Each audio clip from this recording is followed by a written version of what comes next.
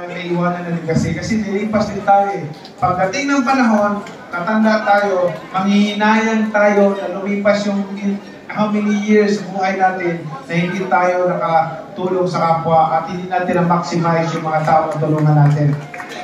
Yan po ang goal namin na sa abot ng aming makakaya, magservisyo ng tapat at makatulong sa mga nangangailangan ng tao. Maraming salamat doon sa mga tao na disagree sa amin.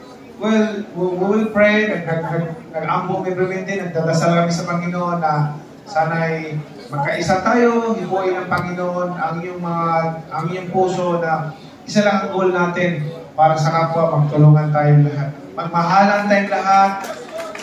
Kasi kung maganda ang intensyon mo, magsama-sama tayo dahil ito para sa tao. Hindi ito para sa sarili, para sa amin o kanino man, kundi para sa taong bayan. Maraming salamat po sa inyo lahat. Magandang gabi sa atin lahat.